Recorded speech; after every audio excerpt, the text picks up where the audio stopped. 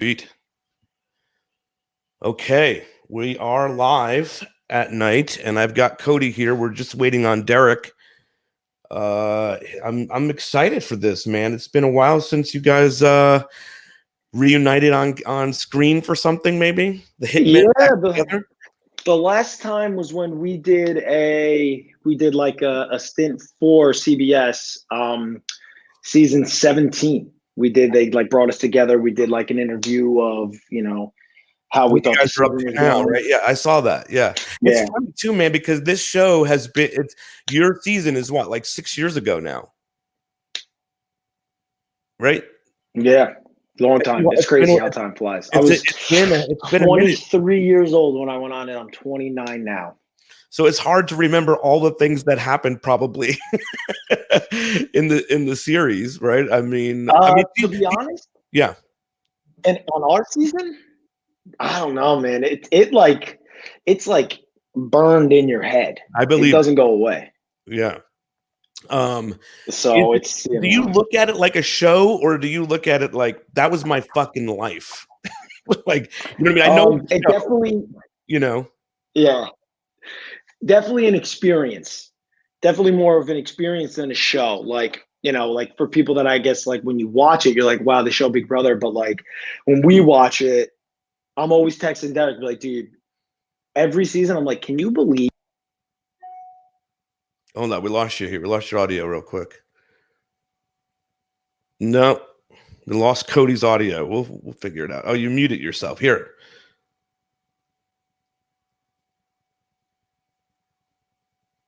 Probably has something to do with the headphones. We're gonna get it. My headphones. I don't know if my head. Yeah. But anyway, like usually you want to have the headphones in. Yeah. Okay. Anyway, what were you saying? You were saying that you guys text each other and you'll be like, "What the fuck, dude? Can you believe that we played this show, and not just like we played it, like we went to the end. We were there for 97 days, not including the sequester that goes on beforehand, right?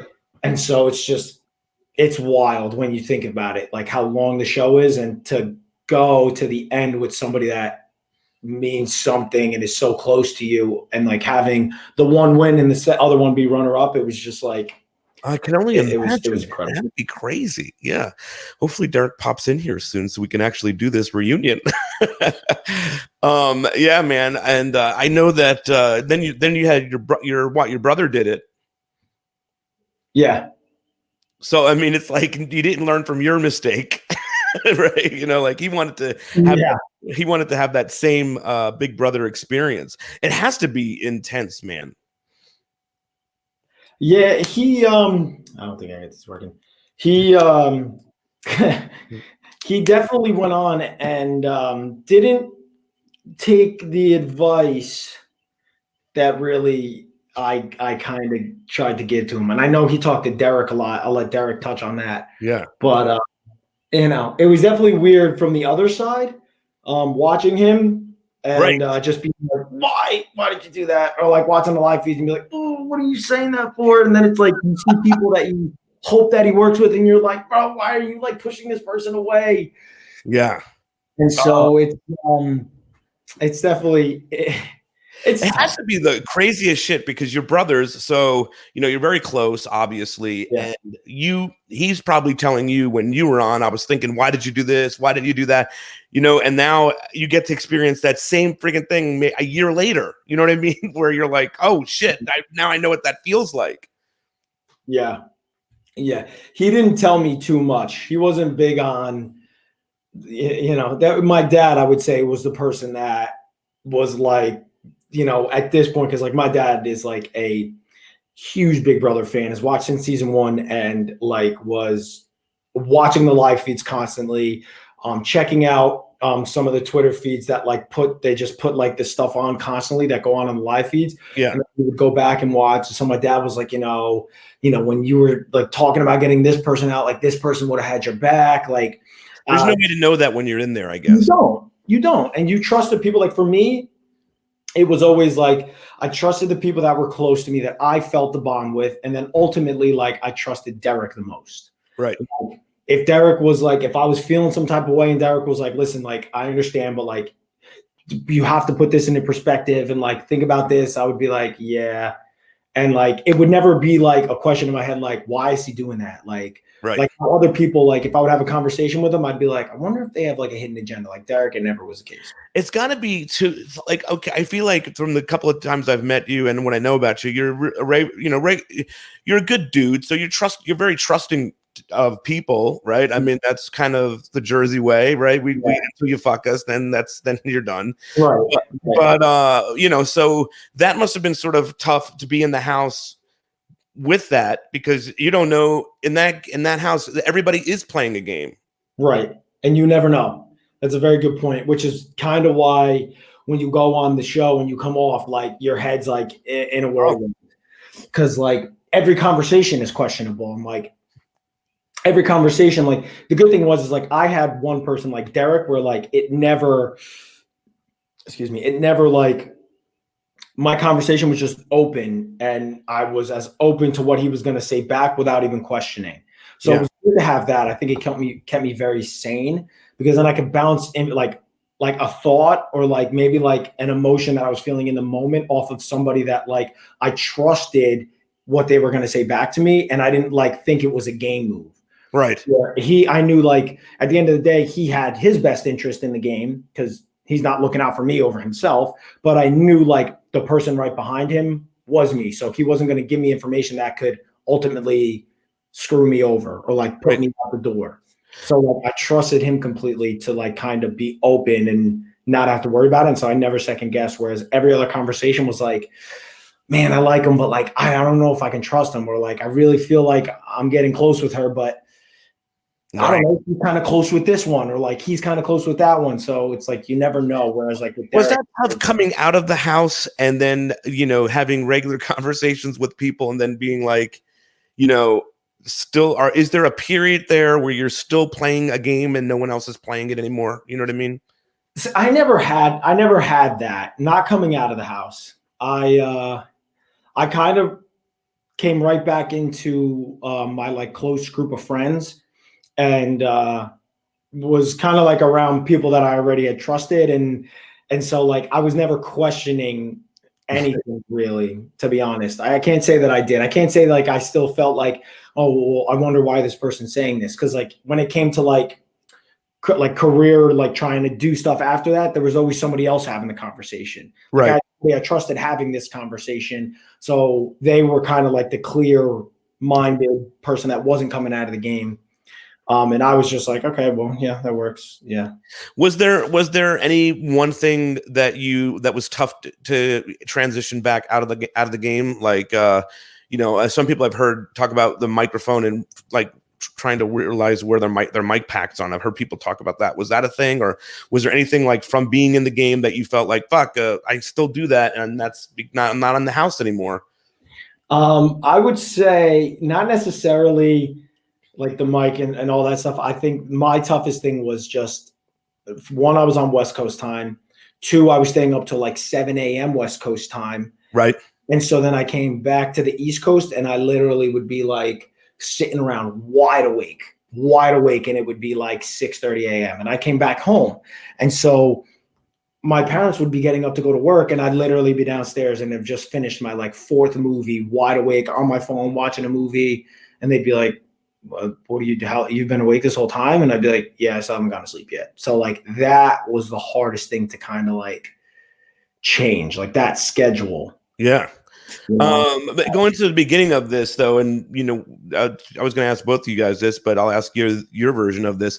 Were you a fan of Big Brother? Like, how did you get into this, and then you got to go through this crazy audition process and whatnot? Yeah. What is that like for anybody who's like, in here?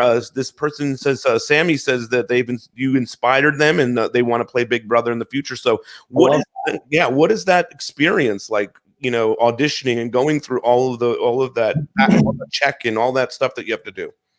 So what happens is I sent my video in, and then I had like a personal interview. Okay. We got Derrick here too.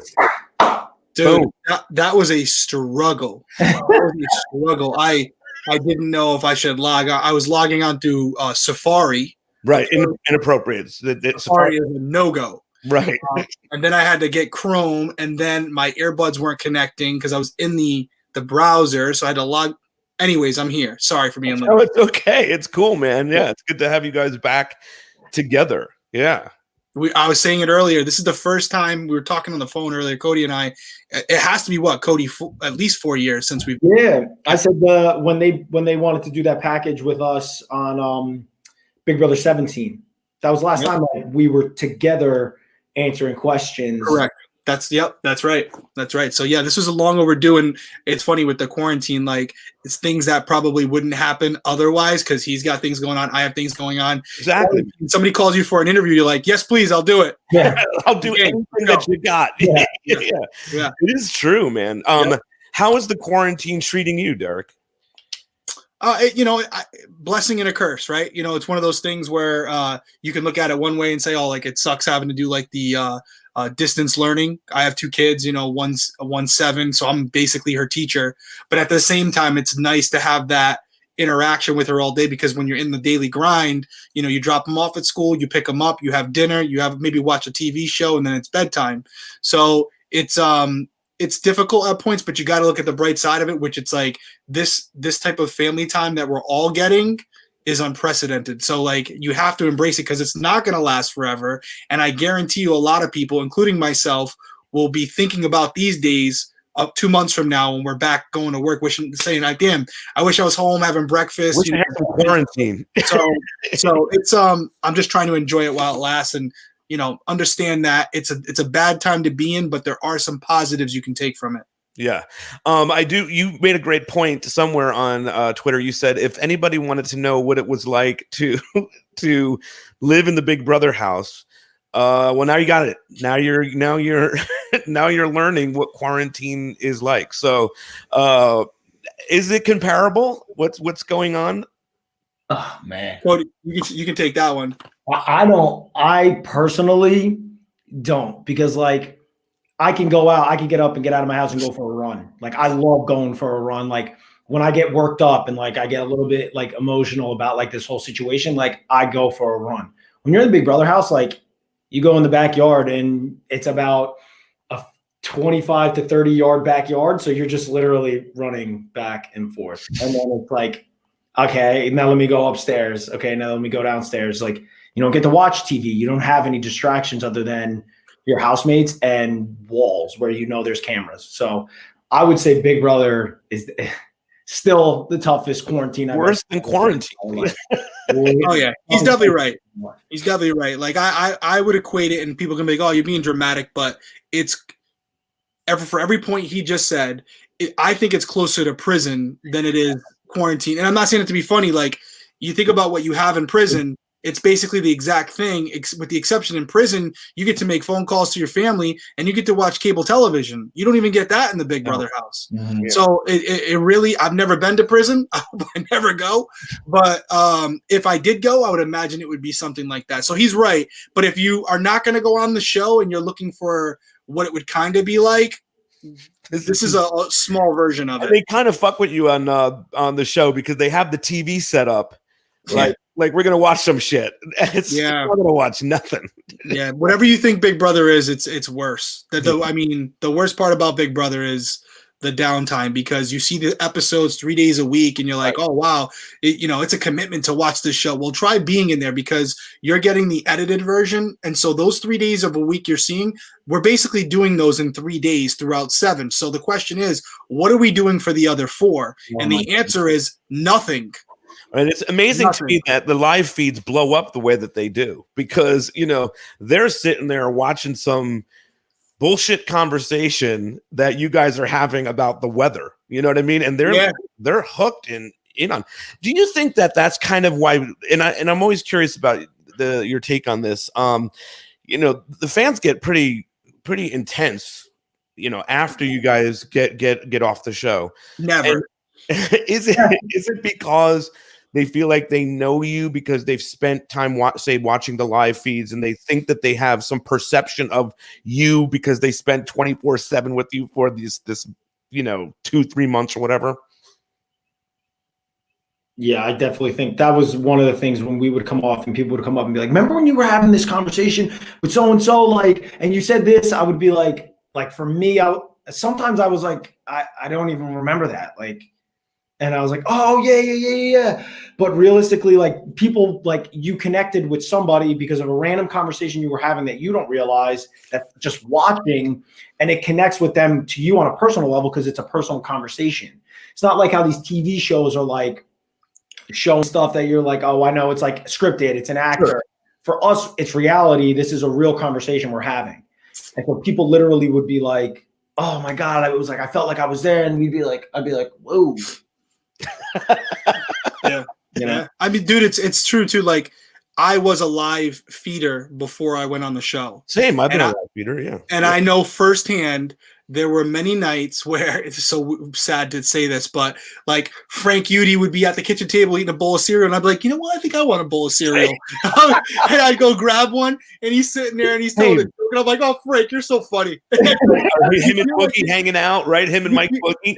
Honestly, you feel like you're like they're shooting shit in the conversation. You just can't speak with them, but you feel like you're part of it. So I'm sitting there eating a bowl of cereal, watching them, and I'm feeling like I'm immersed in it with them. So you feel like you know them. And the unfortunate thing is they don't know you. But I think that's the weird thing that Big Brother can do that no other show can do, is because of the live feeds and the unlimited access that they have to us. Yeah. And you both came into this after a season of just fucking drama, you know, where the live feeds were blowing up and people were saying inappropriate things, however they meant it or whatnot.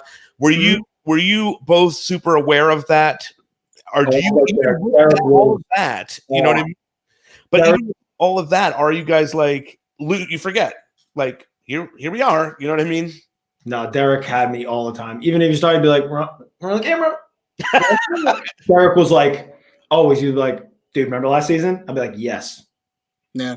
Yeah, it was. I remember you guys said that a couple of times. Yeah. Yeah, it was instilled in us too. Like production reinstilled in us that, like, listen, anything you say, it could be on the show, it could be on the live feeds, and we're gonna, we can't hide it from the viewers. It is what it is. And I think at the end of the day, if you have these biases or opinions or prejudices or whatever it is, for the first 30, 40 days, maybe you can get away with it. But if it's who you are, it's probably going to come out. And definitely. So I think it's just one of those things where naturally the people you see in there after 40 days is who they really are. And what we find is sometimes you really like that person and sometimes you don't. And even the people in the house usually find out things about themselves when they come out, because they get to go back and say like, wow, I said that, like that came out of my mouth. Right. So I think with 15, I don't want to like accuse anybody of anything, but I think tempers arised and things were said, and maybe that's how those people felt, or maybe it was ignorance on some of their behalf. Sure. But I do know that some of the people that were the most hated in that house, I won't even say names, are doing very well for themselves now. One of them has a very successful YouTube channel, and she has nothing to do with Big Brother anymore. Yeah. She grew from it. And so at the end of the day, I think the people who are in there, whoever they are, as much as you may tell them to watch themselves, it's going to happen. It's going to be that momentary slip where they go back into who they are. And fortunately for us, we didn't have anybody like that in there, so it never really became a thing. Now, were both of you fans of the show? I think Cody was just answering that question. Were both of you fans of the show, sort of? And you just mentioned that you watched Frank Udy, but how long were you watching the show before you were like, fuck, I'm going for this. I'm going to do this. So I know Derek, he was a super fan for forever. I started watching loosely. I watched season 10 with Dan, but like I just remember Dan and I remember Jesse on season 10. Then 11, you got to remember Keisha's birthday if you remember season 10, right? No, like that's what I'm saying. Loosely, like I barely falling in the pool. So I don't remember that. Yeah. So in season 11, I loved Jeff and Jordan. Jeff was the man. Like Jeff, when I met him, starstruck, like giddy. Like I was laughing during his entire interview because I was just like blushing and was like, dude, I got a man crush on this guy. I love this guy, Jeff. Yeah, everybody's impossible not to. Yeah. And then 12, the brigade, loved it. 13, when everybody came back, loved it. Yeah. 14, loved it. That's when I fell in love with Boogie, because I didn't know Boogie other than what my dad had talked about. Like when I watched 14, my dad was like, you don't even know Boogie. You don't even know Boogie. I was like, okay, my bad. I just started watching a little. Right. I liked it, but I wasn't like day one, always watched Big Brother, but definitely love the show. And I watched 15 in college my senior year with my buddy, and we were like, dude, what happened here? This is bad. Like people are our age. So it's like, you know, the next season I was wild. What about you? What about you, Derek? I stumbled on it one night while I was going through Showtime. Like, you know how it was a Showtime After Dark? Yeah. And it was like, I flicked the channel and I felt like I like stumbled into someone's like security system that I wasn't supposed to be watching. And it was actually totally Reagan. Plays into your whole cop thing, by the way. It was Reagan, and he was sitting there like staring off into space. And all of a sudden it was just, I'm like, what is this? He's not saying anything. And then all of a sudden he goes, are we allowed to swear on this, by the way? Yeah, of course. Yeah. Okay. He goes, that fucking bitch. And out of nowhere, I was like, what is this? And he was talking about Rachel. Right. So I watched the rest of the live feed, and then I Googled what Big Brother was because it said, watch the episodes. So I watched the rest of that season. Then I went back, and because obviously you start doing a little research and everyone says, go watch 10. Yeah, so I watched 10, and then I kind of followed it from probably 12 on, you know what I mean? Or 13 on, whatever it was. And I didn't really like study it until we were in the Sequester hotel, and they give you a DVD player and access to every season. And they say, what season do you want? Yeah. So they literally say, what season do you want? And I know this isn't going to come as a shocker to anyone, but I was like, I want them all. So I just tried to watch. What else are you going to do when you're in that hotel, right? There's nothing. There's no TV. You're not allowed to watch the hotel TV. Wow. So you get a DVD player, coloring books, and I think I had Play-Doh or something, and a deck of cards.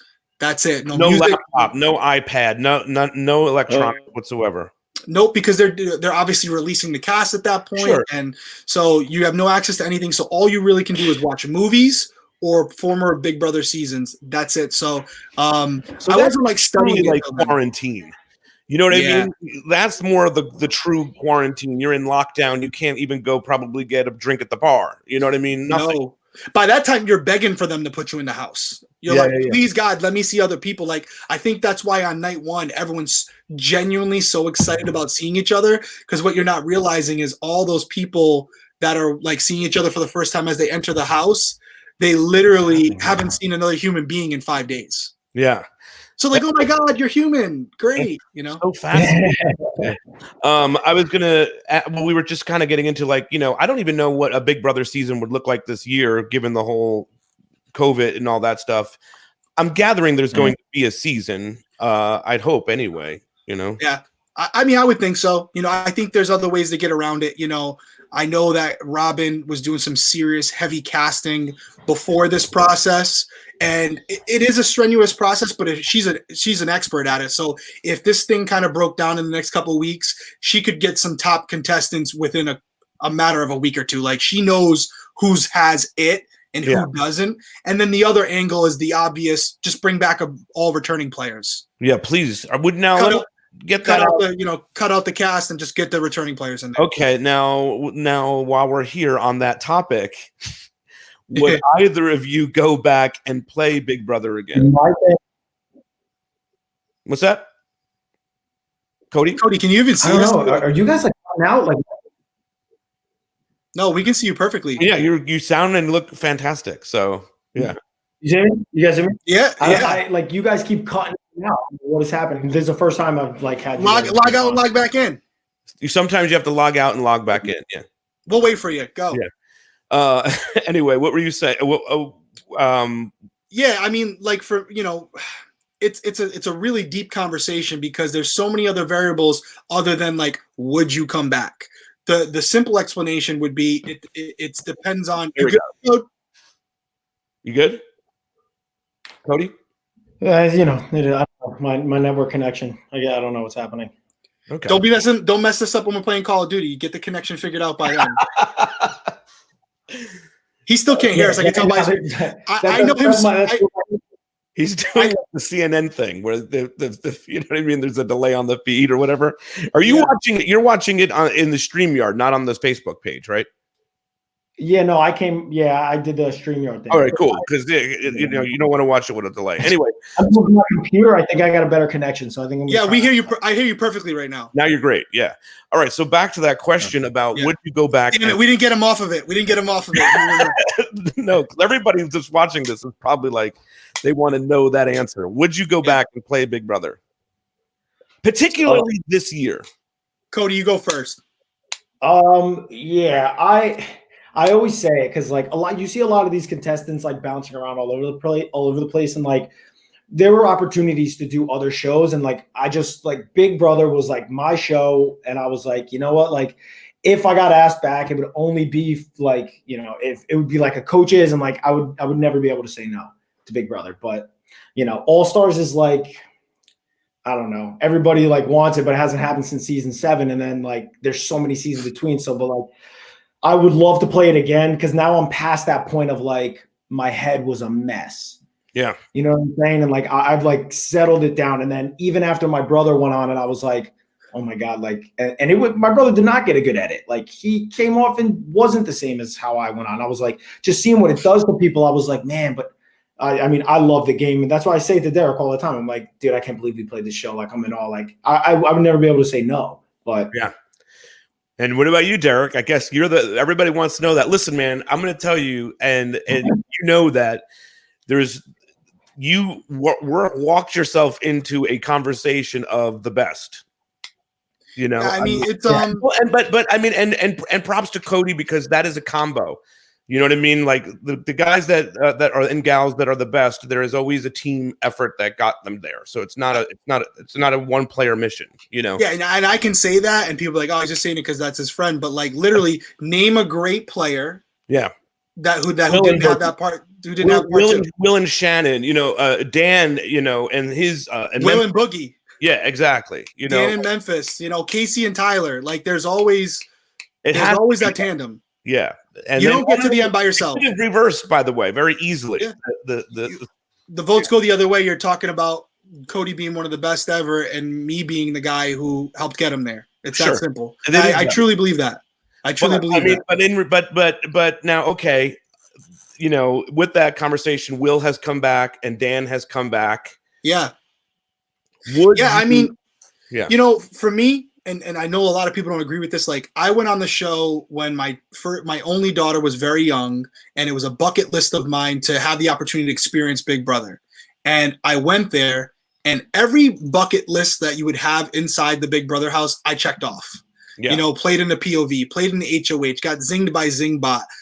Never went to Sequester and was voted out. That's one I'm all set with. But pull the blind side, you know, all of it. I got to play the whole game from start to finish, experience everything, and I won. So you have to ask yourself, like, what would be the motive for me going back? And that's to answer your question. It's like, you know, I hear some players say, you know, I want to see him go back to play again. Well, that's a whole different conversation because, well, what's the metric we're using? Because for me, the best metric to use as who do you think's good and who isn't is to use their first season because they're all on the same playing field. They all didn't know what it was like going in there. And usually when they come back a second season, there's some twist. So, for example, like Dr. Will. Dr. Will went on his first season, played great, won, and then came back for an All-Stars. He played against the best. Yeah. You know, I personally, you know, I would like to see Dan Giesling play again because Dan Giesling is an amazing player. He's a great player, but you can't compare his second season to Will Kirby, who played on an all-star season. Will Kirby was eligible for eviction from night 1, and Dan had like 8 weeks to get in with these fans who loved him before ever playing the game. And if anyone knows Big Brother, that's a huge, huge advantage. Yeah, totally. So depending on if I came back, you know, if it was a coach's season, maybe I would come back for a coach's season because that's kind of comparable apples to apples. Would I come back for an All-Stars? Probably, you know, the competitor in me, I probably would, but I would really hope that if I came back, I don't know if Will would because he already played All-Stars, but maybe like a Dan would come back. You know, to have us in the same arena at the same time. Like, how else are you going to really compare two fighters? I can't even imagine what a season like that looks like with you know, all of you guys in there. And I would want to work with Robin cast that. That's impossible. You know what I mean? Like, there, even in the last 3 years, 4 years, there's been some incredible players, you know, and whether you know, whatever you think about him or not, Paul, you know, great play. He's a great player. He's a great player. He deserves, you know what I mean? If there was a, let's just assume there was an All-Stars. He has to be in it.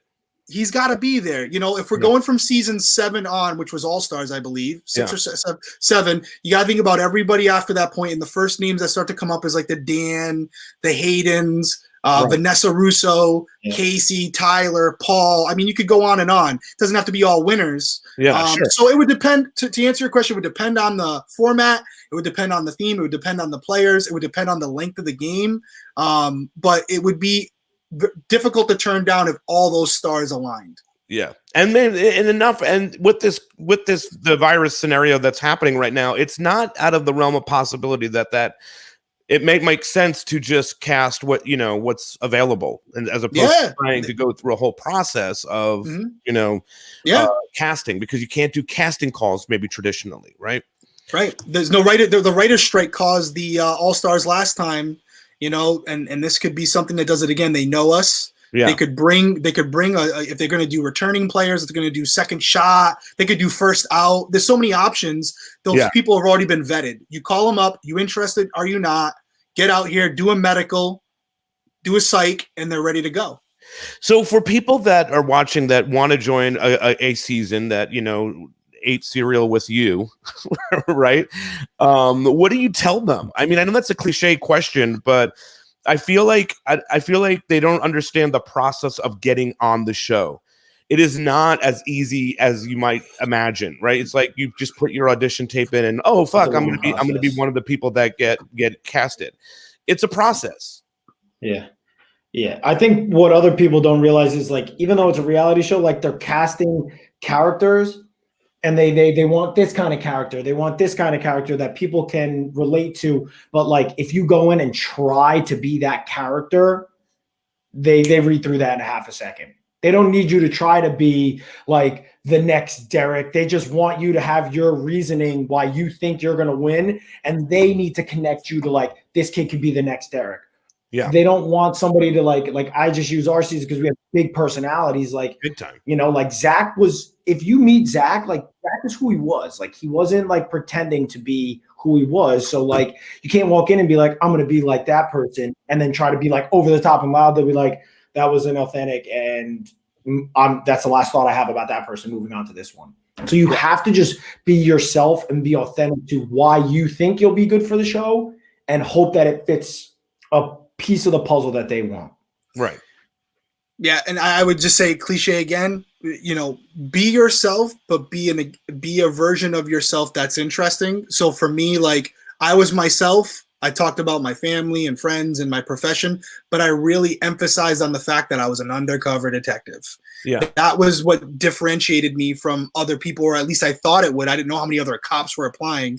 So you got to go in there with kind of like a game plan. But like Cody said, it's got to be real. You can't go in there and say, I'm an astronaut. If you're not an astronaut, you got to go in there with an interesting story. And the reality is, if you haven't done anything interesting, or you really don't have, you know, your chances are less. Your chances are less of getting in. If you're just a normal person who is, you know, 21 years old, just figuring themselves out, they're going to probably have 1 or 2 young partiers in there, but the pool is a lot bigger. So you want to try to find a way to shrink the pool of people that fit your character, because like Cody, and this is, I'm just saying, I don't look like Cody. So I didn't go in there saying that I'm the ladies' man. I'm a model, because they already got that guy, and he's a lot better than me. So I gotta go with my lane, which is the family guy, detective, you know, trying to win. So find out, you know, be honest with yourself, and just try to, you know, you're saying, like, amp your personality up, you know, emphasize what you think is fascinating. They'll let you know pretty quick if it's fascinating or not. You have multiple interviews during the process, and they send people home after every interview. Yeah. So if you hit on something and you stay to the next round, keep going with that, because you're doing something right. You got them interested. You got them intrigued. Find ways to make that new and relevant, because you're going to be in front of a different group of people the next time. Now, on that note, in that process, did you guys run into anybody that was inevitably cast in the processes of doing the interviews and whatnot?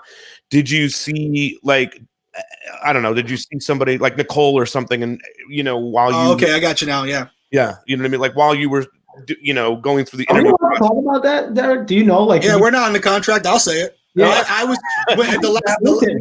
Yeah, That yeah. was very much like I was waiting for the voice in the Big Brother house to say you're not allowed to talk about production. Yeah, no, I mean I talked about Derek because he had 2 earrings, and I literally when they were talking, they were like, "Who are some of the people around you think?" I was like, "I don't know. I saw a guy with 2 earrings out there. Like, that's a guy that I just wouldn't like get along with." Like, I was with Frankie, and I was like, I feel like I could get along with Frankie. Like, I think we would do well. Like, I know he's gonna be like loud and like get along with everybody, and that'll kind of let me sneak underneath him. If we're the 2, maybe they'll go for him first. And so I told Derek that. I was like, bro, like, dude, I brought you up when they were asking me about the people out there because you had the 2 earrings. He goes, oh, okay, all right. Yeah. What I knew now is like Derek really said that. He was like, all right, you little punk. Okay. Yeah, no, you near the end, you're kind of all with each other. You can't talk to each other, but the final stage is at CBS. So you have to drive in a van together. And I remember opening the van door, and there was a bearded man there with overalls on, and he just tapped on the seat, and he was like the seat's open. It was Donnie. But again, you never talked to him. But I remember coming home and telling my wife, like, if I get on the show and that bearded dude's in there, I'm going to work with him because he just seemed like a genuinely nice person. Little did I know we'd be going at each other's necks the whole game. But yeah, I mean, but then also like the whole America's team, you were sort of at one point having to work together. Right. Yeah. Well, we liked the missions. I think we liked being selected by America, but I think Donnie would agree with this, and even Frankie would it have been the 2 that I would have picked? I probably would have picked Frankie just because I was close with him, but more importantly, his following with Ariana. But I absolutely would have. I was already so tight with Cody at that point. It sucked that I was making money and he wasn't. But, I knew, everybody knew, like, Donnie was the most favorite person in the house. Like, I don't care how out of it or out of touch you were. Like, everyone knew 90% of America was hoping that he would slit all our throats and win the game. Yeah. It was just the reality of it. We talk in the house, we'd be like, oh, you think everyone hates us right now because Donnie's loved. We would say it all the time. We're like, bro, we're putting him on the block again. Like, we're going to be hated by America. America's going to hate us. We would say that constantly. Like, you could tell, like, his story was building just by being in the house. You're like, this guy goes on the block, he wins a veto, he comes off. Oh, and then he gets put on again because, nobody's going to vote for you, Donnie, so now he's got to sit on the block again. And we would be like, bro, we're going to be hated. America's going to hate us. But not. I mean, there's a respect, I think, now for the both of you, right? That formed afterwards, which is. Oh, yeah. Donnie showed up to my book signing in North Carolina unexpectedly, just showed up to surprise me. We went out to dinner after. There's literally. I think I speak for Cody when I say it's like there's no hard feelings. We all get along. We actually, I don't want to spoil it, but Sequester put together something that might be coming out that we all kind of did with each other for the quarantine. But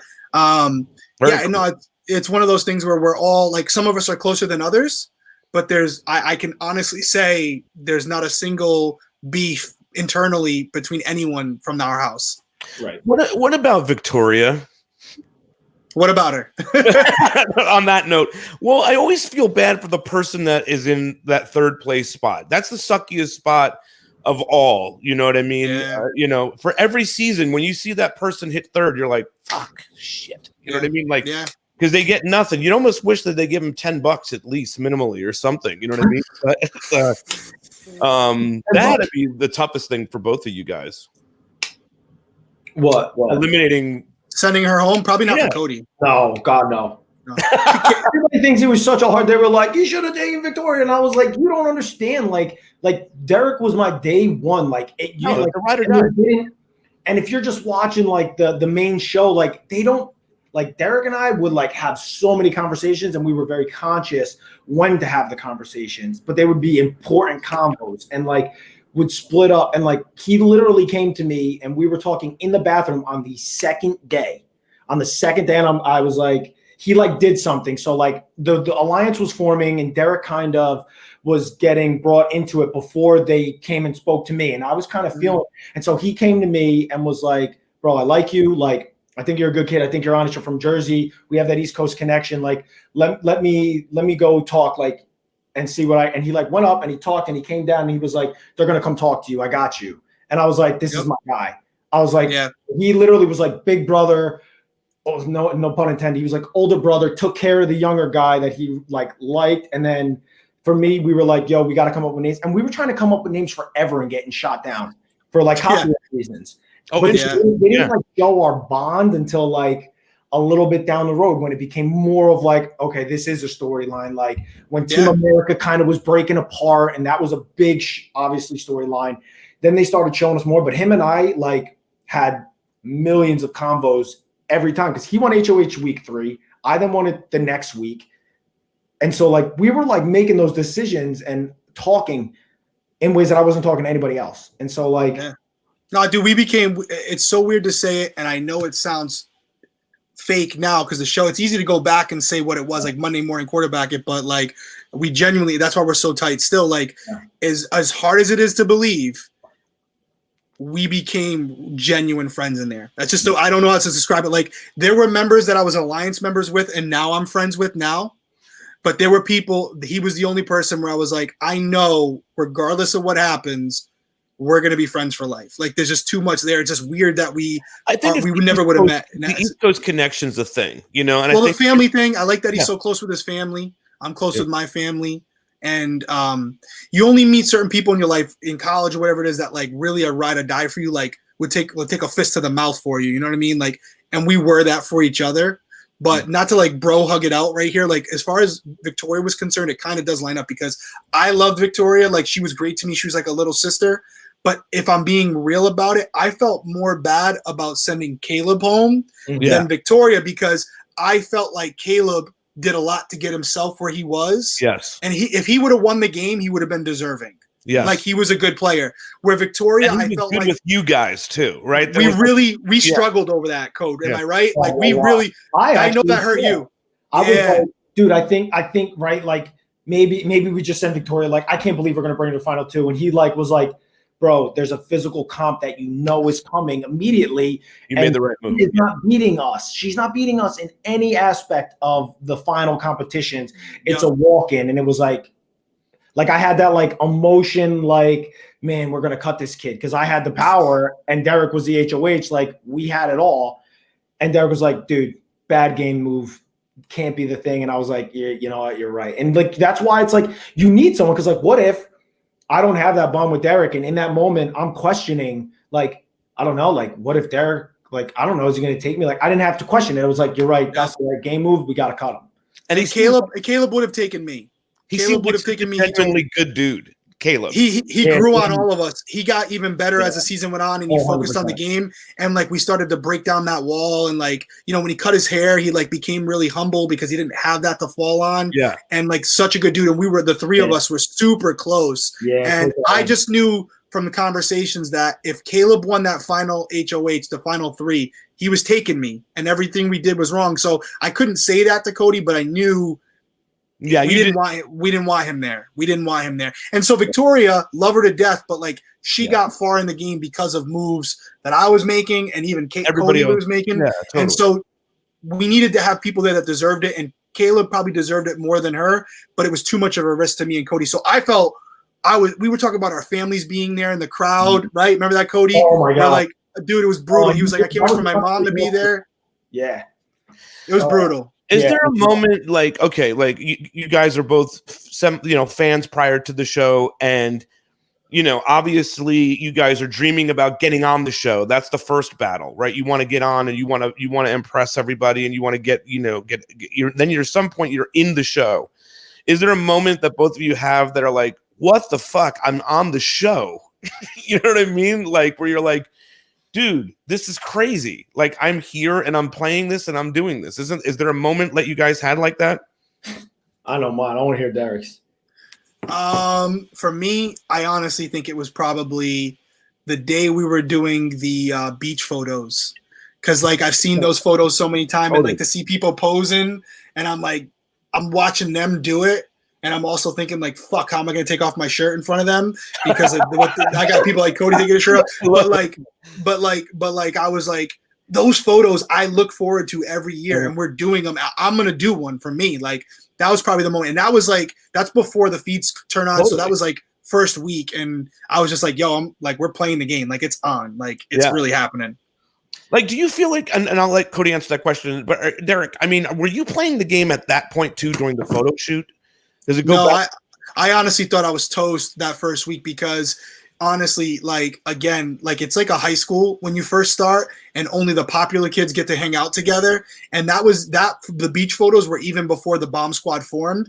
And like Caleb, Devin are like ridiculously good looking guys. Sure. And then you have Amber, Brittany, like just like they're just like they don't look normal, and Cody too, like, and they're all hanging out with each other like they look like they're moving in slow motion when the water's going and shit. So they were all like hanging out with each other. They're all single, and I'm sitting in the corner with Jocasta, Donnie, and Christine, and literally I'm like, yo, we're all going home. And I even, to not get too off the like beaten path, I thought I was going home because the next like day or two I tried to start an alliance with those three called the Outsiders. And the day I did it, that night, Zach came up to me, Cody, and Caleb at the table, was like, yo, just so you know, some of the outcasts are trying to start an alliance called the Outsiders. And I never said anything again to Jocasta or Donnie. I was like, done, not saying anything. I'll just try to outlast them. And I got lucky in the sense that within like 2 days of feeling like that, Caleb and Devin summoned me up to their room to start this alliance called the Bomb Squad. And I was like, thank you, God. Like, I know I'm at the bottom of the totem pole, but at least I'm on the pole. You know what I mean? Like, exactly. I'm in the game, and I can develop some relationships now. That was probably a critical point in the game for you too. Yeah. Cody, what was your moment? Well, I'm interested now. Bro, filed onto the stage, and here comes Julie. Oh, yeah. Good call. Playing Big Brother. When she walks in, just immaculate. Walks out, like, perfect posture, which I'd never, like, no, like, she's an incredible posture, right? And just face to the camera. Hello, house guest. I was like, that for me, done. I was playing Big Brother. I was like, oh my God, I'm here. Facts. That's actually, yeah, that's it. You're right. When you have your bag. Yeah, walk on. Yeah, you're right. No, you're right. You're right. Good call. Duffel bag, but I still use it. I don't have a duffel bag. I feel like when when I watch both of you guys playing, you guys are always kind of processing information, and then whether you guys were individual, like talking to somebody, and then you guys would compare notes later on about what kind of conversation that you had. I'm wondering when Frankie told you that he was this YouTube sensation, all this stuff, because I was watching Derrick, you were computing so much. It looked like you were computing so much information in your brain when he was revealing this to you. What were you thinking at that point about Frankie when he drops this bomb? I'm Frankie, my sister is Ariana Grande, the whole nine. Honestly, I think I was always looking immediately like how I could use it to my advantage. And the best thing was like we all knew there was someone in the house that wasn't who they said they were. We initially thought it was Donnie. And then for Frankie to come out and say this, I was like, oh my God, I'm golden now. Like, because, like they're not going to think it's me. They didn't think it was me already, but now he's the person who is hiding his identity. I honestly don't think the Ariana Grande thing affected me for maybe like a week where I was like, wow, he's gonna I'm sure America's rooting for him, but I already knew about Team America, and so it just made more sense to me about Team America after that. But I honestly still was like plotting with Cody to get him out immediately after that. I was like, oh, okay, he's still not right. He's not next, but he's on the list regardless. Because forget Ariana Grande, he was like a really scary, dangerous player, and we wanted him out because he could win any comp. And that was the thing that like drew it, and that's for me. Like I was like. He was revealing it, and like I was like, "Wow!" He brought us in the room, and like he didn't bring everybody. It looked like it was a very serious moment that you were all. Derrick, Zach, Caleb, and I first ones he wanted to reveal this to, and I just remember sitting there being like I looking around, I'd be like, I hope like guys, we tried to throw a competition to get this guy out. Like I understand, but like we still got to get this guy out, right? Like please don't tell me you guys are all going to flip flop on this. Like he's a beast. Yeah, like winning every other HOH and then not remaining HOH with the bonds that he was forming and still staying in the house off the block. Like this kid, he was a beast. Yeah, What He was really there was. a moment for either of you when you're playing where you're starting to compute how you think things may play out, right? I mean, this might happen, this should happen, this should happen, but is there a moment where you're like, well, I didn't see that happening? Is there something like that for you where it just like sort of threw you off, not off your plan, but just like, well, now we have to adjust? That's a good. Wow. Do you have one, Cody? I would say that kind of through, this was like, we always talk about, this was like the make or break decision that kind of threw, because we were literally inside of the Bomb Squad Alliance that even dwindled down. We stayed in that group. And then there was the other side of the house, which was the Hayden, Nicole, Donnie, Jocasta was still in the house at the time. And Derek and I were in that alliance, like in that group as well. And so the one that really threw was when that decision had to be made. And it was like, shit, we're no longer friends with everybody. Right. Like that was like, okay, now we're not friends with everyone in the house. We just showed where we were at. And I remember Hayden came back and said to Nicole, Cody and Derek, go after them. When Nicole, we were like, so like, that was like the point where it kind of was like, because everything else was smooth sailing. Like we hadn't been nominated. We were tight with everybody. Like our name came up in a conversation. Like whoever won HOH, it was always a comfortable combo.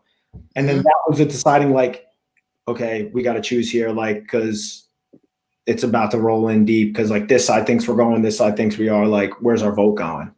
Yeah, mine's easy. It was like, it was the way it went down. It was, we had a plan in place that Christine was going to throw the HOH with Donnie in the box, and I had my two closest allies on the same team, and I was like, there ain't no way Caleb and Cody are losing to Donnie and Christine, who's throwing it to him. I was like, but we didn't know what was going on in the box. Right. So when freaking Cody and Caleb came out of that box and I knew that it was written on our face, I was like, what just happened? Because I wasn't concerned about getting dethroned. I was like, dude, unless one of us wins the veto, one of my guys are going home this week, like for the first time. So that was probably the biggest one for me. And also, I think when, like Cody just said, when Devin blew up the bomb squad and we were kind of like still establishing ourselves with everyone, I was scrambling because I was like, damn, I've been like cool with Brittany and Amber and all these other people. And like Devin just pulled Brittany in the room and told her that she wasn't a part of Alliance that I'm a part of. And I've been telling her all along that I got her back no matter what. So I was like, damn, that's why she went so early, because we lost her after that, unfortunately. Now, in your pre-interview, they showed that in the finale too, Derek. They showed your pre-interview, which I don't think they've ever done before. You know what I mean? Yeah. In a finale, show someone's tape. Yeah. But you said you were going to profile people and all this stuff. Now, we were saying that because you wanted to get casted, but did you do some of that with some of the people when you? Dude, 100%. Every one of us profile people every day, like not to that extreme. We're not maybe using that terminology, but you're reading people like, you do a lot of film, you do a lot of directing, right? You're an actor. Like you're reading someone and you can tell when someone comes on set to your set, like, are they trying to gain followers? Are they really into the craft? Are they trying to be better? Do they think they're already better than every other actor or actress on set? Like, so you already know what their motives and what they think of everyone else is. So all I would do is take that information and try to use it to, either bond with them or use it against them by telling someone else. That's the only difference. Yeah, no, I mean, it totally makes sense for you to do that. Cody, what about you? Were you doing anything like that as you had conversations and stuff? Like, because there's the thing about Big Brother that's fascinating is there's an emotional element to it too. Right. So there's the side of it where you can do that and say, he wants this, he wants that, she wants this, she wants that, and you can compute that. But then there's an emotional side. Like Donnie is a decent guy, right? Yeah. You like Caleb's a decent guy. You want it, but for sure. But so then you have to still stick with the plan, which I imagine is not easy. Yeah. See, I wasn't, and again, I think it's a lot of things. Derek's profession just like lined him up for the show. Like just analyzing people. Like I was 23, I graduated college in May the year before, and like profiling people, like I don't know, I was in college, like I didn't profile people. I was like, I was being profiled in my job interviews, like, and when I was in sales, I would kind of just go and like either get told to fuck off or like actually have a convo. It wasn't me profiling anybody, like, because sales was like paint by numbers, walk in, get it, no, don't go into this one. Phone calls. Like profiling people like wasn't a thing I was actually good at, and I never used that in my interview process because like if I said it, I would be completely lying. Like I could talk to you, and again, I think that you said like the Jersey thing. Like I like you until you make me not like you. Like I'm not like you right off the rip. I like you till I don't, and you caused me not liking you. Yeah. So for me, it got a lot of emotion because Derrick was always that like, dude, your emotion is here. Your thinking is down here. You need to balance it.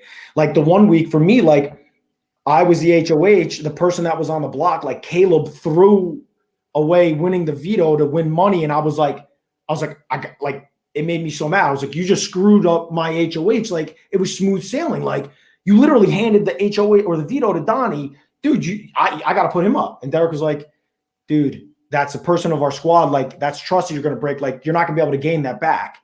And the reason why down the line, this is how you don't know it plays out. 8 weeks later, Caleb was like not putting Cody on the block. He's never put me up. And so it's like, you need to like, so me like reading people and reading situations as a 23-year-old, it wasn't like all there. Mine was all like emotion and, you know, and that's why I always say like Derrick was my rock, like trusted. I knew every time he said something, it was like he had my interest again. Like he has his best interest, but like the next best interest he had was me. And I always felt that. And so like I knew when it came from him, I was like, all right, you're thinking emotionally, like Italian hot-headed temper. Right. I think like a little bit like Joe Pesci and so I would say I was opposite of Derrick in the sense of like I always say Derrick's brain's like a computer, like it's always going. Yeah. Always like analyzing like what is going on here with this situation, like what, and for me it was just like retaining information, and then I would just like come and like Derrick and I would have our late night combo, and I would like word vomit it all out, like what are the combos I had today, and Derrick would be like sifting through stuff, and that's why I felt like our combo was just like, yeah. You know. Going back to the conversation about past players and all that stuff, where did either of you have, you know, after you started watching the seasons in the hotel or wherever you watched them, were there influences? Were there players that you were like, I like what he did here, I like what she did here, I don't want to do that, I got to avoid stuff like that? Were there moments or stuff that you saw that for either of you? Cody, maybe you first on that. Was there a player or someone that you were like, fuck, I would like to play a game like that? Not specifically a player, because I was watching and I watched like a few of the seasons, but like I didn't want to like engulf myself in it. And I think this is why a lot of people come in and they like play a million miles an hour right off the rip. Totally. I just for myself was like, I don't want to be that guy that like comes in, forms the huge alliance, and then is gone week 2 because like he's just like playing to it. Because like you saw it in every season. Every season, Big Brother is literally the same. The alliance forms. The person that is the front runner of that ends up overplaying their hand week 2, and by like week 2 or week 3, they're gone. And I was like, don't be that guy. In theory, in Dan's season 10, he did overplay his hand early, but then somehow shifted himself out of that spot. But he definitely overplayed his hand. What about you, Derrick?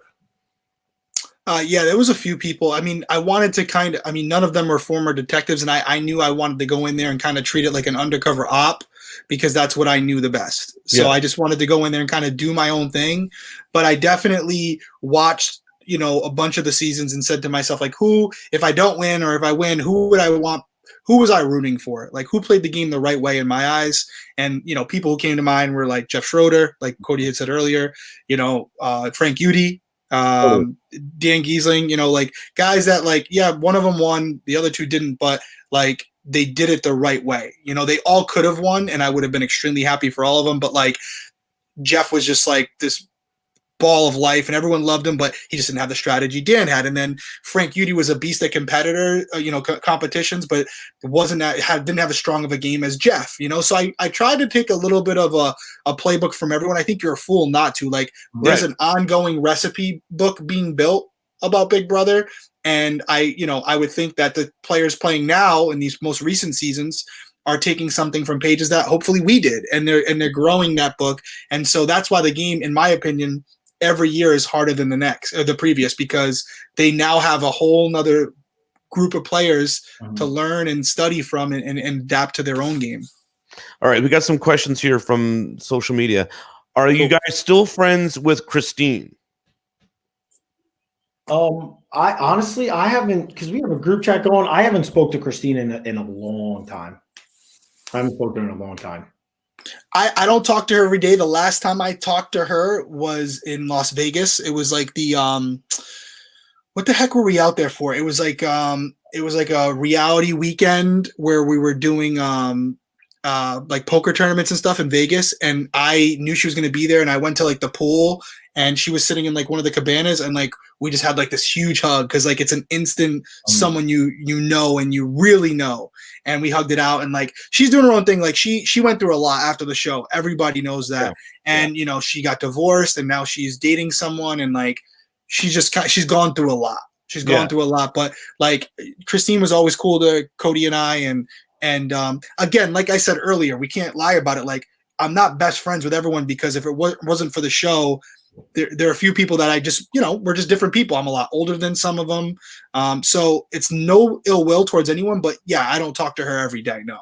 Gotcha. Okay. Here's another one. Out of everyone in BB16, who do you think could be on All Stars? Obviously I got two people right here. Yeah. We're going to get murdered for this one because I'm so subjective. Caleb. 1000%.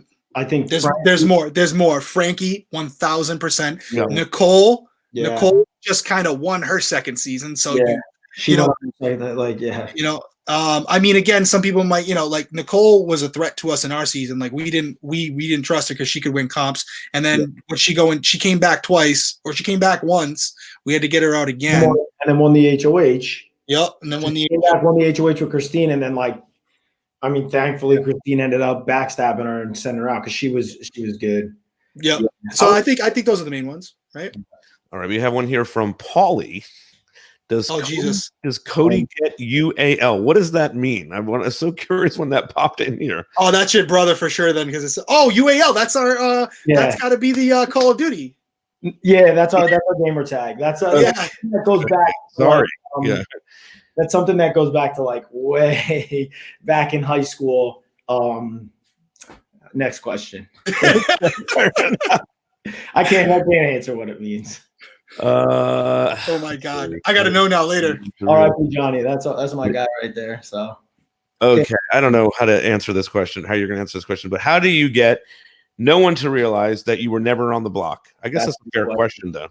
That's a good question. Yeah. You asking me like how I get that? I mean, I think you do. You just embrace it. Like honestly, there's a lot of luck to it too, right? And so, if I'm assuming that was meant like if I go back, you know, put me on the block. I'm not going to care. You know, like the best thing about being a good player is not getting too high, not getting too low.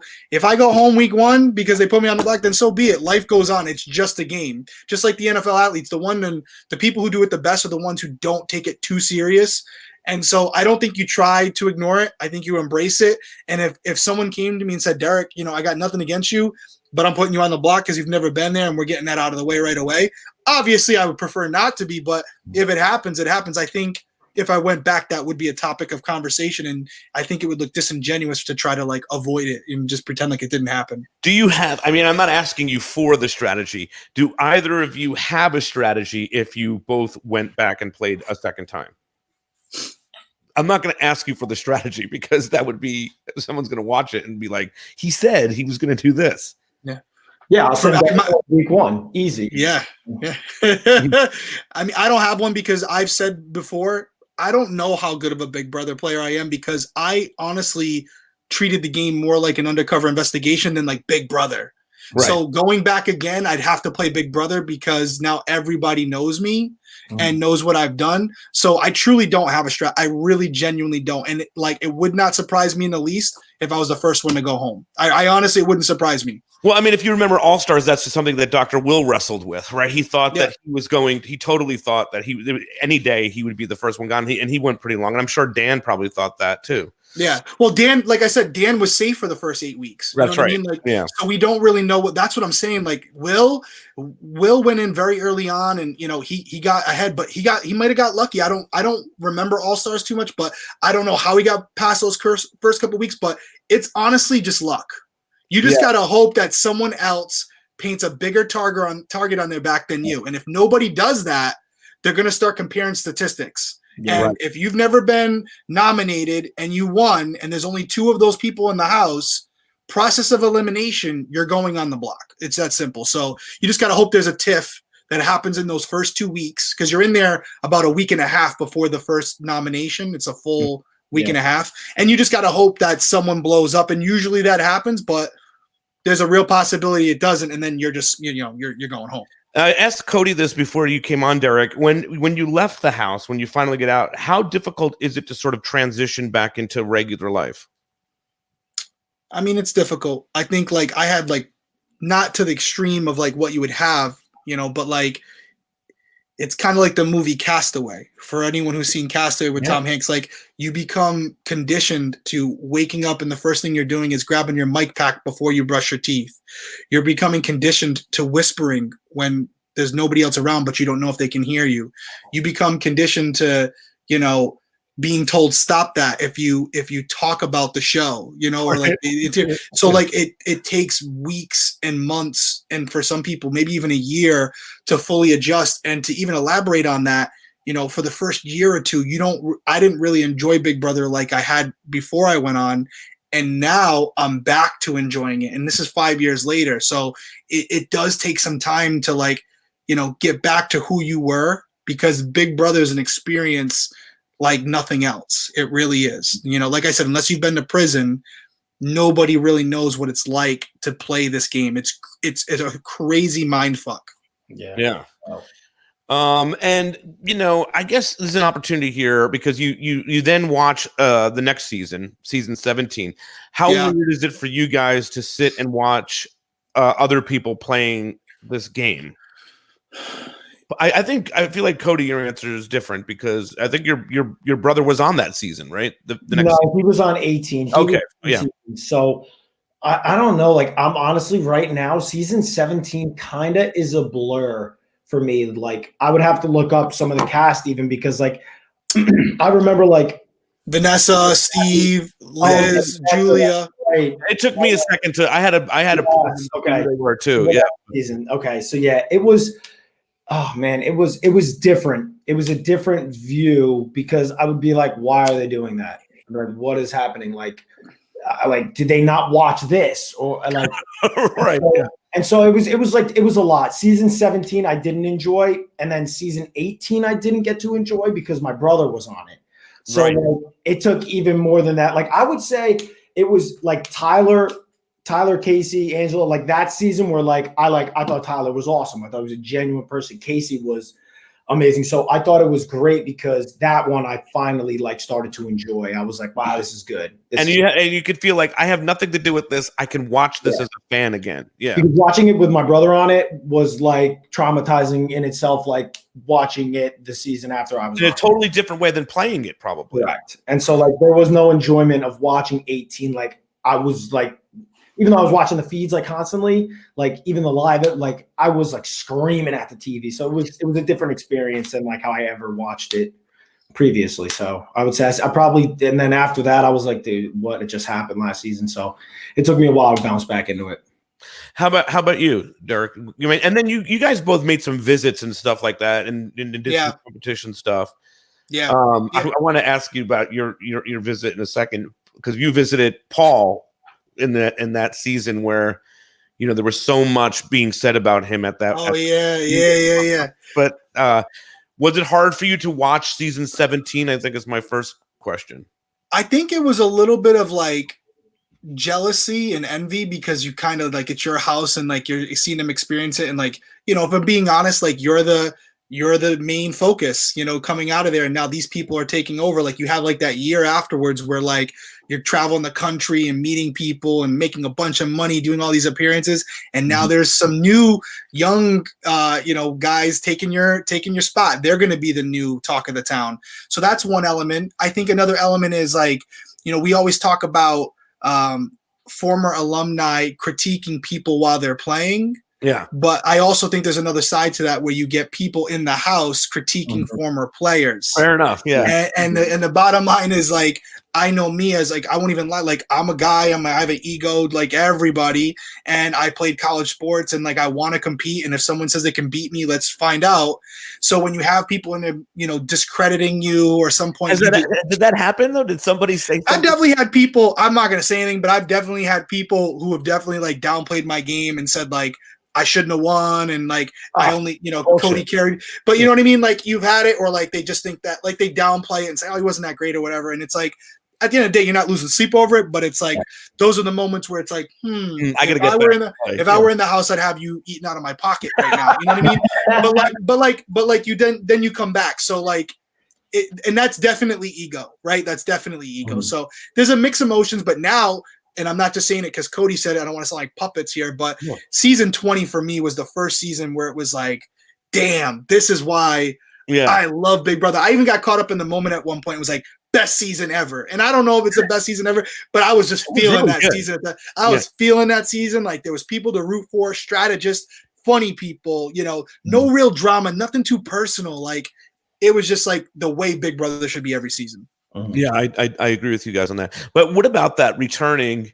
You know, they call you up and ask you to, both of you have come back to do things, right? Yeah. So what is that experience like when you go in the house? Do you have to keep up and say, I've been watching this? And, you know, and then that particular season with Paul, where there was so much drama around him, you know, and you now, and here you go.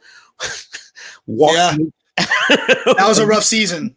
And you know, all the information because you're not sequestered. You know what I mean? Right. What was that experience like for you? It's difficult, but the producers are very good about it. And I still caught heat.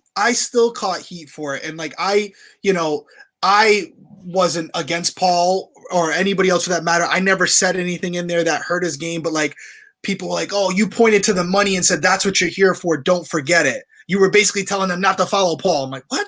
No, what are you talking about? That's rabid Big Brother fans that are all over the top. They're over the top. But I mean, I went in there. Producers are like serious about their shit, and I had a little earpiece in, and you know they would tell me stuff that they wanted me to ask, and they coached me before on how I should answer if I'm asked certain questions. But like there were points where you know they were like, oh, you know, I don't know if America's gonna like me. They're just throwing like a line out there to see if I bite. And I'm like, oh man, you know, we'll see what happens. You know, you see how it goes. Just keep playing hard, you know. So it's cool to go back in there and see the house. I've been in there twice now since I played. Once for that and once for Nicole's engagement. Yes, I remember awesome. That. Such a good time. So much fun. Better than the Paul thing. And it's not even Paul because, like, you know, there's this stigma like that. I don't like Paul or Paul doesn't like me. And Paul and I have talked. You know, we have no issues with each other. We're just not best friends. But I think Paul's a good dude. I think he's fine. I think like if we played against each other tomorrow, like I got no ill will towards him. I think he's I think he's a great player. Viewer, I always felt that he got a little bit maybe too caught up in the drama. You know what I mean? Paul, I feel like, you know. Yeah, but you know what? At the end of the day, like that dude. But he is a good dude because if you go back to the season prior that Paul was in, he seemed like a genuinely good dude. And like if you look at his posts and stuff like that, it sucks because this game is a show, but Paul's a real person. You know, you guys are real people. You know, Josh is a real person, and all these people that came to play Big Brother, they're not characters in your favorite TV show. You know what I mean? Right. And let me stop you there for a second. Think about this. He gets shit for like playing hard and like, you know, putting guys against each other. There are former players that were way more malicious, way more vindictive, way more mean, and they're like celebrated for it. Whatever that word is. So treated like heroes. Yeah. At the end of the day, the Big Brother fandom is very subjective. And like, if I were to go in there and be mean to someone, I would be called a woman abuser and misogynist, but someone else does it and it's entertaining. Like, you know, it's just the way it is. Like Will Kirby, legend, he can get away with anything. Yeah. There's nothing he can say that is going to be misconstrued as him being mean. He's just being Will. Yeah. Where if somebody else does it, it's like, oh, he's an asshole, you know? So, and I do wonder though, Big Brother is one of those shows so interesting that we lost Derek. Big Brother is one of those shows that's so interesting that, in a sense, that like because it's done like all these different years or whatever, like you can see the different place and time that people were in, say when Evil Dick was on the show, right? Like, you know, there was a different acceptance of that sort of behavior. Now, I wonder if in in the world that we're in now, how Evil Dick would do in the way he played, how he would do in this kind of culture. Culture's changing. 100%. I think that it definitely would be viewed very differently, where he's viewed as one of the better players to play the game. Yeah, exactly. And I think he's on purpose. Yeah. He did it, and then he would talk about it in the DR, how he would do it on purpose, and like that was his plan. And I think that it would definitely be viewed. It would be really tough to get away with it in this day and age. Here's a question that popped in: did being a have-not affect you during competitions? So what we didn't have or have-nots until probably 7 or 8 weeks in. Like that wasn't a thing on our season because we had the Battle of the Blocks, so they never would add the have or have not competition. So it wasn't really a thing, but it definitely would affect you if it was a physical competition, because what people don't understand is like you're eating like oats with it's like taking any nutrition that your body 100% needs, throwing it in a powdered bag, and then that's what you're mixing it up with, which it tasted horrible. Right. So you would eat just steel cut oats and drink protein. So like if there was a physical comp, which our season didn't really have, it definitely would have. But, I can't say that being a have not really affected me in any way in any of the competitions. So, yeah. Do you still talk to Zach? Oh my God, all the time. I talk to Zach all the time. One, because him and I got very close. I know Derek talks to Zach as well, but him and I got very close. We did Fear Factor together, him and I, and now I do real estate. And so he, when we did Fear Factor, like 2.5 years ago, he was constantly being like, dude, right now is a really good time to get into it. So I'm always connecting with him. One, because that's what you do. You connect with different agents and just see what other markets are going on. What do the markets look like down in Florida? If you have anybody coming up, just different conversations. And then just I like how Zach is with his positive, he's got this mindset and the way he thinks, he's altering this positive thinking and enjoying everything in the moment. And so he's refreshing to talk to be honest, now way more than he was when we first came off the show. Because when we first came off, he was I'm Zach Attack. Everyone loves me. Bro, you see how famous we are? And I was always dude, we were on a reality show. We're not Leonardo DiCaprio. We were just a reality show. Another show is going to happen next season and the season after, and we're probably going to die down. But he was always he was a lot at first, and then he the edge came off, and now I talk to him all the time.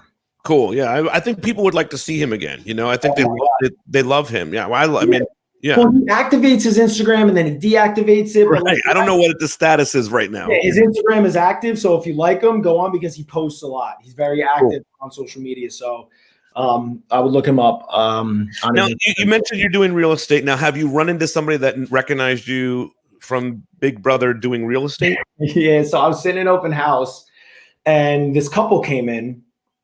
And it was this beautiful home in a town by me, $1.7 million home. And this couple came in, and for me, it's just in that luxury market, everything is very, and I want to get your information. And the husband and the wife look at me and they're like, "Have we seen you before?" I was like, "I don't know." I mean, you may have seen me at another open house. And they were like, "I don't know." No, I don't think that was it. This is the first one. And I was like, I don't really know, because the thing that I never say ever is I feel like I know you. I feel like I know you, or man, you look familiar. You don't want to say, well, I was on this thing. Exactly. Right. Arrogant. Yeah. Did you get booted? Nope. It's embarrassing, but didn't charge my laptop. Oh, it's okay. Yeah. Well, I mean, I thought it was gonna be a 45-minute, and I'm not mad it's going longer. I like this. This is fun. Okay. Yeah. No, the MacBook didn't give me a warning, and I had to run downstairs. And then you're are we close? Yeah, MF. No, I might have tripped and fell down the stairs. I'm trying to grab the block. I tripped over the dog, but yeah, I hope I didn't miss anything good. I wanted to hear, Cody, how are you gonna finish that? So you're in this open house, and then Derek, I was kind of touching on how when somebody come up to you and it's a little bit down the road now. So now we're a little bit ways out. We're not that immediate. Because when we first came out, it was Cody from Big Brother, Derrick from Big Brother. Like now it's like your familiar face, like because these people that watch it, they're watching it 3 times a week, so your face is there. Right. Yeah. It's like I was at an open house and the person was like, "Man, you look so familiar," and it takes like everything out of me, like to just be like, "I was on a show once," and I don't ever say it like, "Well, I was on Big Brother," you know, like no big deal. So I was like, "Oh, I was on this reality show like about 6 years ago," and the guy like finally was like, "Yes, Cody and Derrick, the Hitmen, Big Brother." I was like, and it like clicked it, and I was like, "Oh yeah, that was it." And then he was like, "Oh my god, bro!" Like, and then they immediately probably have all the questions that we asked right now and more.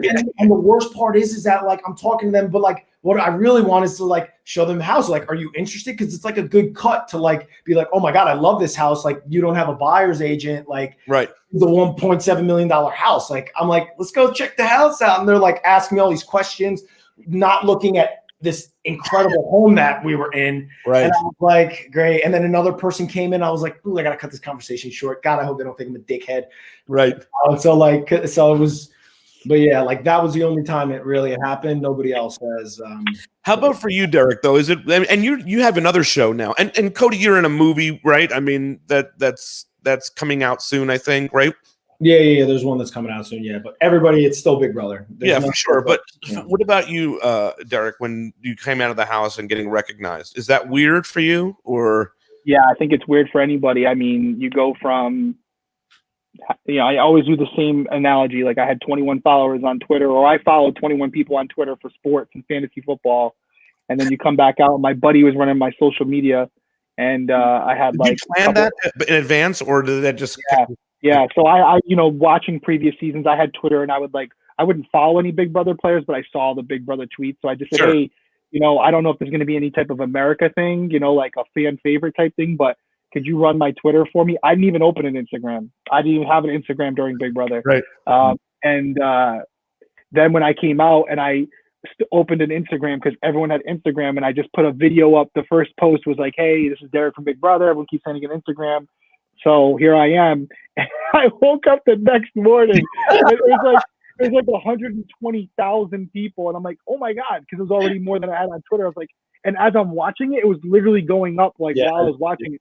So it's wild. And then like, again, the coolest experience I had was like traveling the country with this guy and going to like Hitmen. Like we were like, it's like a fantasy, I think, for everyone to have like that moment of like what it would be like to be famous. And it literally is like your 15 minutes of fame. Yeah. And like you're walking in places and girls are crying. And it's like, and it's cool. And you know what? It's not something that I personally would want to do long term, because it's like weird and stressful.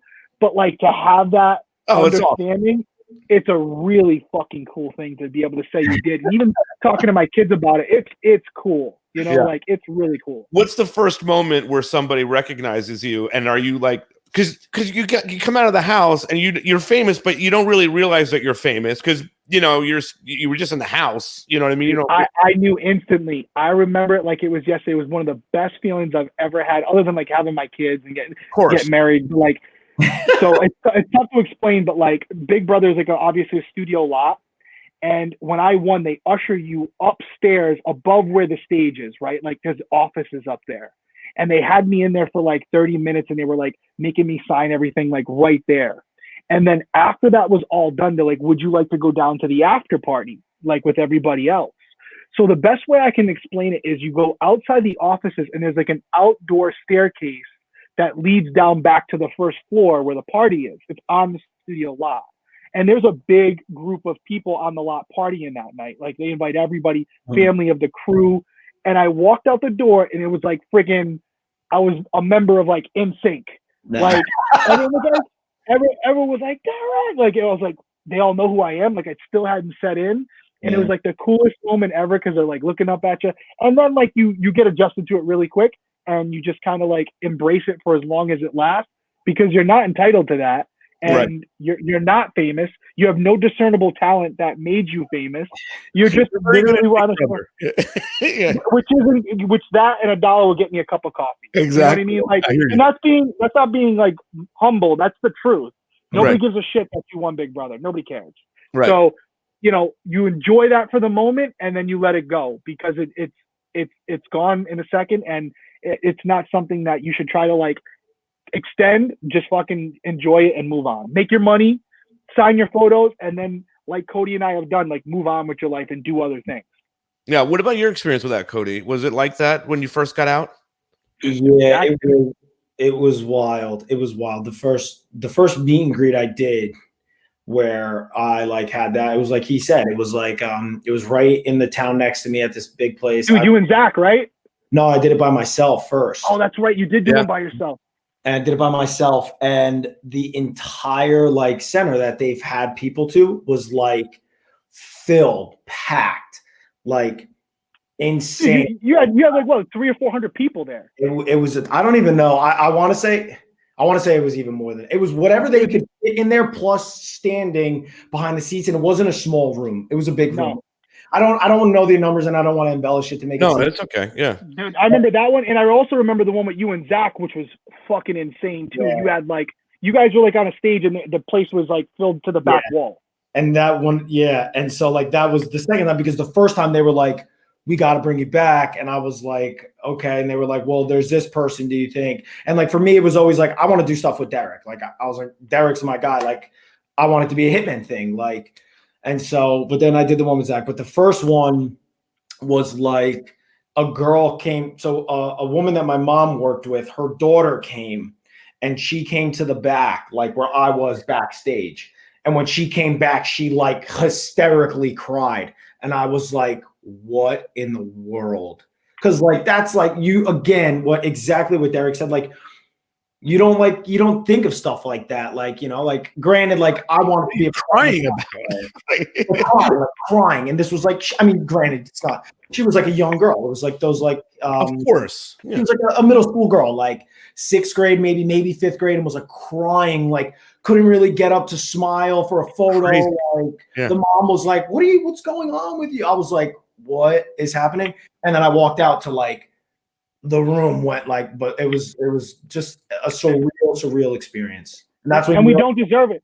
Cody, were you feeling the same? Like, did it make you feel like weird? Like this is a joke that they don't get. Like, they shouldn't be here.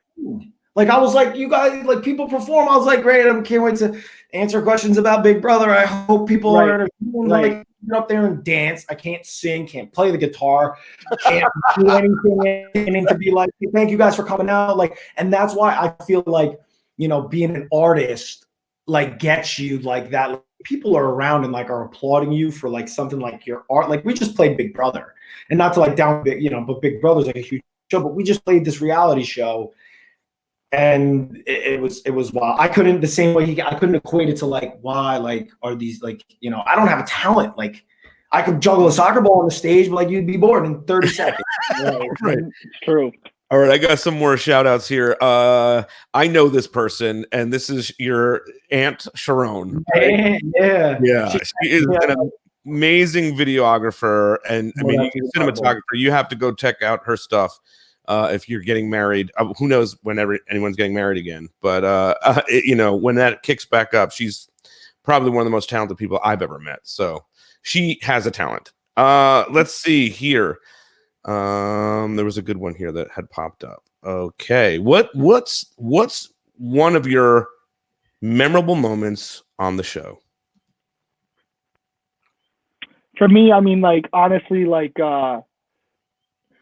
the obvious answer would be winning and walking out to my wife and daughter. That's the, you know, easy one. For me, I think the best moment we had, well, I should say for myself, was having Jeff and Jordan show up for the engagement, being a part of that, and having, what was the artist's name? He was incredible. I'd never heard him before. Brett Eldridge. Brett Eldridge, who got having him huge. Personal. And Caleb was like crying, like, and he was a really good singer. Like, even though I didn't know the songs, I was like, these are beautiful. Like, being out there, you know, having a drink with one of my like quote unquote fan heroes, like, you know, like Jeff and Jordan, and like we put down the game for a moment, like for an hour. We weren't trying to kill each other, and we were just with their family and friends, and we were a part of that for their life. Yeah. So cool. I was like, dude, this is sick. Like, and for the production crew to trust us enough to come out here and not ruin that moment, that says a lot too. So like that was my favorite moment. Yeah. How about you, Cody? I don't know. I would probably say when like my favorite, like there's a lot. My favorite was probably when I sent Victoria and like Derek and I like sat and we're like, dude, we're in the final 2. Like we said it to each other. We're like, holy shit, we're in the final 2. Derek goes, good luck, man. Like, and it was like, it wasn't even like good luck start of the game. It was like we actually made it to the final 2. That for me was like, that moment was like surreal. And then when Derek turned after the votes were and we're like, brace yourself, you're about to find something out. And I was like, okay. I was like, I told them during break that they were going to come back with a segment about me being an undercover cop because they told me that was coming. Yeah. You know, I told Cody they wanted, you know, they were asking me if I would reveal that, you know, during my vote, like what my thought process was. And I said I didn't want to use that against him unless like he had something up his sleeve. Right. And they said, well, would you reveal it afterwards the votes were in? And I'm like, yeah, of course. And so that's when we did it. I gave him the spoiler alert. Yeah, I was like, hey, dude, something's coming right now. It's about me. And, you know, but I didn't. And actually, if you remember, Cody, someone came, I won't say their name, but someone came over and said, Derek, be quiet. They wanted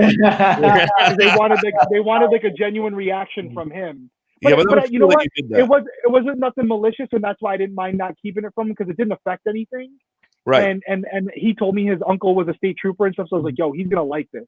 Yeah. And I was just, but like I would never like have embarrassed him, so like that's why I didn't mind it because it was like a good surprise, you know? Yeah. I think one of the things about the way you played too, Derek, was that you were always straight with people. You know, you didn't. Yeah, I mean, you know, I mean, the game allows for a little bit of wiggle room on that. But I mean, even when Victoria sort of at the end asks you that question about whether you were going to take her or whatever, you were fucking straight with her, dude. You didn't pussyfoot around it and whatnot. You just were direct and you said what you had to say. And I mean, I don't think anybody prior to that had played a game kind of like that. Where you were it's crazy too because I get asked all the time. I'm surprised I get asked it tonight. Like everyone thinks, well, I shouldn't say everyone, but a lot of people think that if I had won the final HOH, I would have cut them. And I don't think that. Yeah. And don't take any word that I say for true. Let's just say everything I'm saying is false. With as strategic as I played, what strategic sense would it have made to tell a jury member at that moment that I wouldn't have voted for, I wouldn't have taken her? Right. Wouldn't I have just lied to her at that moment and said, no, if I had won, I would have taken you. It's Cody. He's the bad guy. Right. You know, like it made no rational sense to tell her, hey, just so you know, you're about to vote, but I still wouldn't have taken you. No, like, yeah, well, you did. You didn't get that vote. I genuinely thought I might have lost it. I genuinely thought I might have lost it at that moment because I was like, "Oh man!" But you still ran with it. You did. You mean you said it nicely, but you know it was truthful. It was truthful. She didn't I don't know how people say that to you because I feel like it was clear what the bond was. You had stated what the Hitmen were. You know what I mean? So obviously you guys were ride or dying, and you took the chance that he might win this thing. And he would, at that point, he would have deserved to win just as much as you. I know, again, Cody can attest to this. Like, I think Cody felt like I might have an advantage going into it, but I also think Cody was like, I could pull this off. If he screws up a speech, you know, and I give a better one, like, I could pull it out. I could pull out the dub. Like, we didn't know what they were thinking. We only thought that if we cut each other, they were going to vote for whoever was sitting next to us because we burned a lot of people. That's the only thing that we were certain about, is that one of us was going to get $50K if we cut the other person. And it could have been that the jury was like, fuck Derek. You know what I mean? Like, these spiteful votes all the time in the finale. And I think the people that won in Paul's seasons were deserving, but Paul, like, back-to-back seasons went to the finals, and like it just seemed like I feel like he just got spite voted into a loss. And then it like, I don't know. I think he could have won one of those, but it was like you see it all the time. Just like, and he thought he was going to win. I'm sure he thought he was going to win. He thought he was going to win. Yeah. Definitely. And you just don't know what is being said in the jury house. So the way we looked at it was, hey, listen, we take each other, and we said this on like day 1 or 2, right? We take each other. If we get there, one of us is guaranteed $50K, which is more money than any of us ever make in a year. Yeah. And one of us is guaranteed to have them, and we're guaranteeing it. If we burn the other person, there's a very real chance that person walks away with 0 and you walk away with 50. Yeah. So it doesn't. The numbers don't add up. It's just better to go with the 2 and roll with it. So I mean, a couple more from the fans here. Yeah, this is a good one. Would Derrick ever let his kids play Big Brother? Of course. Yeah, I think it's a great game. It's a great learning experience. I think it's an opportunity. I went on the house when I was 30 years old. I learned a lot about myself. Some good, some bad. And I think if you are a good person and you mean well, that'll show on the show, and you'll come out of it a better person, whether you win or lose. And I genuinely mean that. I think it's something that I wish everyone could experience, because it's a once in a lifetime opportunity. And if my girls came to me and said, hey, we have a chance, they're still doing it, and they think it'd be a cool thing to have me, your daughter, play, I would 100% be for it. I would tell her that if she dated anyone on the show in the house and did anything, I'll fucking kill her. But because I know some people do shit on the feeds now that they shouldn't be doing. Totally. But other than that, go play the game. Yeah, I hear. I don't want to break anyone's legs when they come out of the house. You know what I mean? Here's this. Cody, please shout me out. Do you know that person? I don't know. I don't. No? Goodell? Yeah, that's what I thought. Yeah. No? Is that it? Did I pronounce it right? You guys are seeing comments? I don't see comments. You got to go into live comments, not private chat. Let's go Sammy. I haven't been doing that. All right. Do you still? We kind of talked about this. Do you still talk to anyone from BB? If so, yeah, we kind of hit that one. All right. I think we kind of rocked this. It was a lot of fun. We definitely went longer, but I mean, I could talk to you guys for 2 weeks. No, this is fun, man. It was absolutely a blast to have you guys back together and talking Big Brother. Anything you want to say to the fans of the show? Regarding future seasons, how to maybe handle your favorite or least favorite players. Is there anything that you want to say to fans that you think that they should know? Yeah. I think whether you like or severely loathe somebody, like, these are people and everybody reads their feeds. And I think that a huge thing that goes on social media is people don't understand, because they're behind a screen and they think the other person is, that what they're saying doesn't hit and hurt and severely affect somebody. And I think people really need to be more conscious of, like, how brutal they can be towards somebody, thinking like, oh, whatever, like they took out my favorite person, so like I hope you die and stuff like that. Like that. Serious stuff that I think people take lightly because it's done on a keyboard and a phone and you're typing it. And I think social, like, whether it's, I don't want to call it social bullying, because it's just, it is. People. These are people. And just because you think like, oh, I'm somebody just typing something, like if you tweet at them, you comment on their stuff, like people say some really wrong things. And I think positivity, like if you don't like somebody, just stick to the person you like and be positive to the person you like. There's no need to go fly over to the person you don't and crucify them and their families or their siblings. It's like, just stick positive, stay positive with the people that you like, steer away from the people that you don't. Yeah. What about you, Derrick? I mean, I guess I would just like piggyback on what Cody said, but I would change it up and point the finger at, in addition to fans, it has to be the former house guest too, right? Like, it's okay to be critical, because I've definitely done that. Like, I want to like analyze the game and put my feelings out there on Twitter, but don't be malicious. Don't be personal about with your attacks. There's some people that are really bad. Mm-hmm. And I think that a lot of the hate that comes from fans is because they see the alumni doing it. Yeah. So I don't think it's all of it, but it's definitely some of it. So I think we can all do better.